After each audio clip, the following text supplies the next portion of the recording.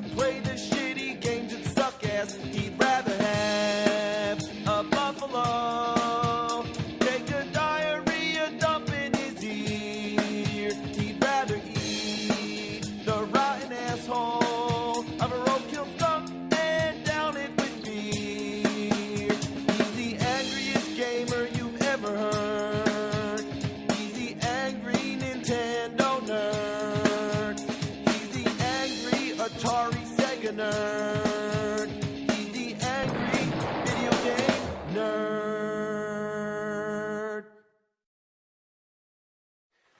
All right, let's dig into a big pile of bat shit. As you can see, I'm all ready. Because in order to play bad Batman games and do them justice, you gotta be Batman.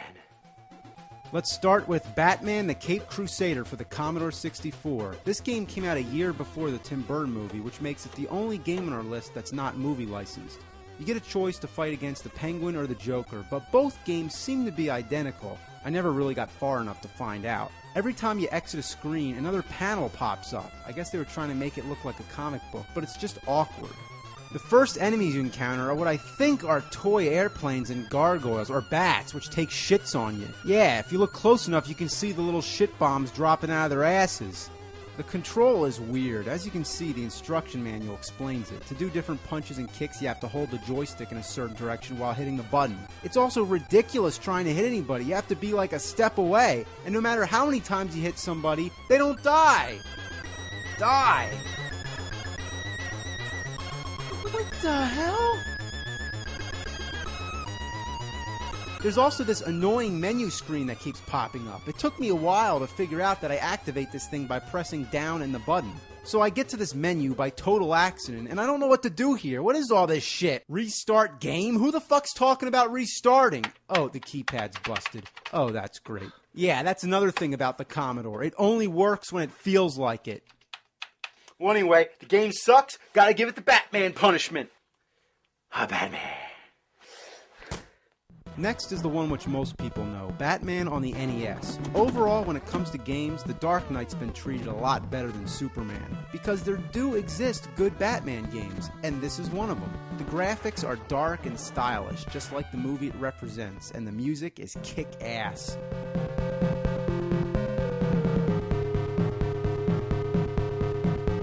The gameplay is addicting. You have a punch and a variety of bat weapons. You have a Ninja Gaiden style wall jump, which is something you really got to get used to because as the game progresses, it gets trickier and trickier. There's this one part which I swear you have no choice but to get hit by these spinning gears. Getting up to the Joker takes a lot of patience, and if you actually beat him, you deserve a medal. A good game for the NES library, but a hard son of a bitch. Next up, Batman Returns on Super Nintendo. With the release of the movie sequel, many more games came along to cash in on the franchise. This one's a lot simpler, just a good old arcade-style beat-em-up. It's mind-numbing and redundant, but satisfying as hell. You just beat the shit out of them. There are many versions of Batman Returns, and here's one on Sega CD. It showed off some impressive graphics for the time, like the cinematic shot of Batman behind the wheel and the 3D driving stages. To tell you the truth, I never made it past these driving stages. It just goes on and on. Boring as shit. Next game. I'm Batman. Next up, Batman Returns for the Atari Lynx. A lot of these early handheld consoles had the same problem. You can barely see the screen. You gotta tilt it at the right angle. So this isn't gonna be easy to play.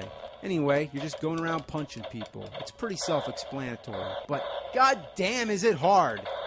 I keep getting hit by dynamite and I can barely see where it's coming from. And there doesn't seem to be any kind of jump attack. Damn. Alright.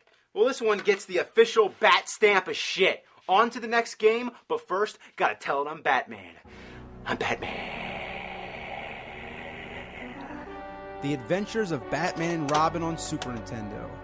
Yeah, of course they had to make a Batman game based off of every Batman movie that came out, but they also had to do one based off the animated series.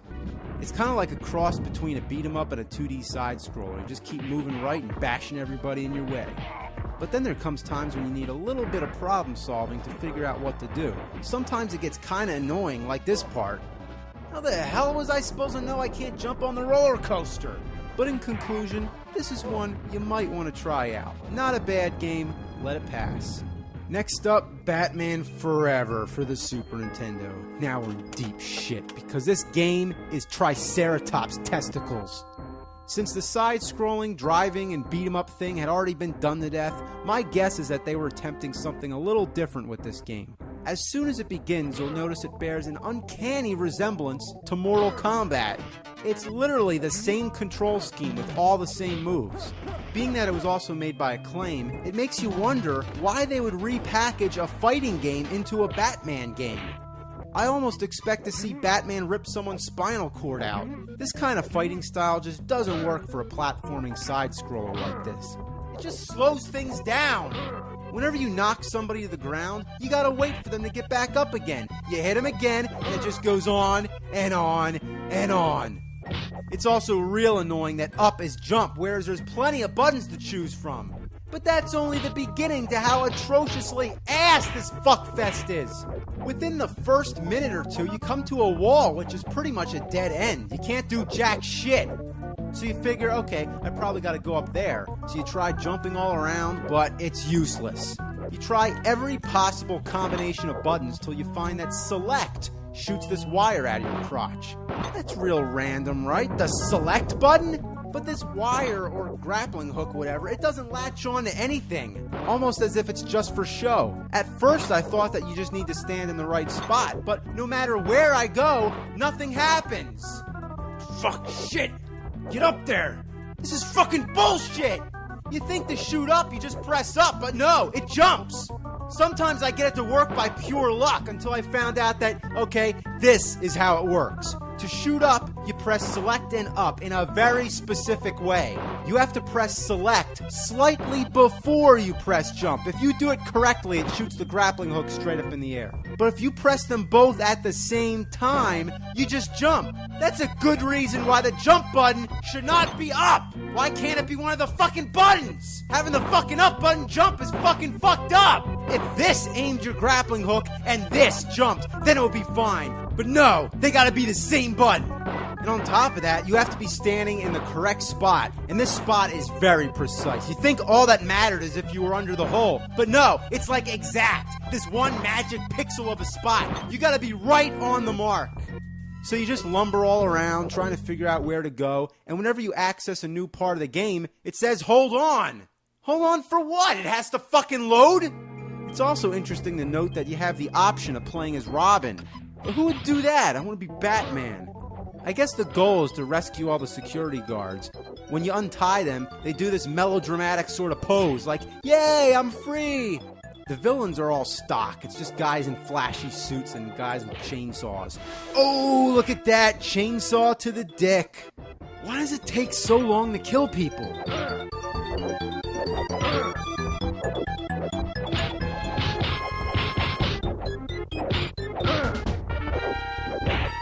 Everything's so dark you can never tell where there's a door. Then you walk back and look for one of those spots where you can use your grappling dick.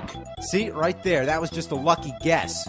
Another problem is the fucking foreground keeps blocking me. It's like, get that shit out of the way, I can't see what I'm doing. Rather have a diarrhea dog take a lava dump all over the screen. And just when you thought you had the controls all figured out, you come to this part where you need to jump down. You'd expect to be able to just simply push down, maybe in combination with the jump button. But oh, that's right, there is no fucking jump button. It's up. That would be pretty impressive, to be able to press down and up at the same time. Well, anyway, you try every combination imaginable, and guess what? It's down and R. Yeah, R. That's not even one of the main buttons. Why R? And again, the R button has to be tapped slightly before you press down.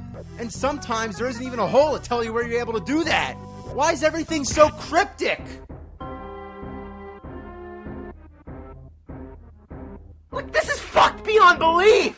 It's like the controls in this game are like something you do for a cheat code, not a basic move that you have to do in order to play the game. Why did they program it in such an asinine, ball-brained, cockamamie, ridiculous fashion? It's like, geez, there's 4 buttons right in the front of the controller.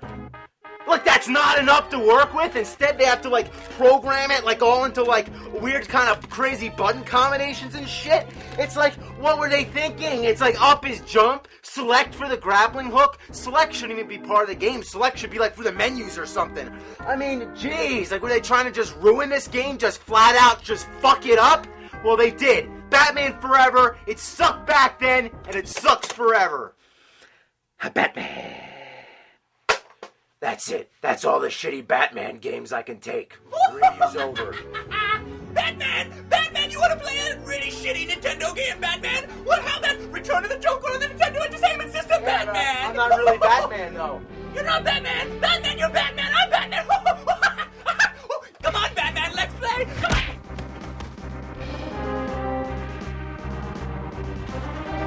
I'm not playing any more shitty Batman games.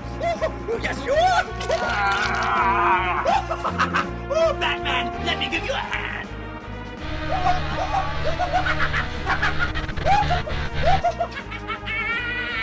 Will the Bat Nerd escape the Joker? What bad games does he have up his sleeve?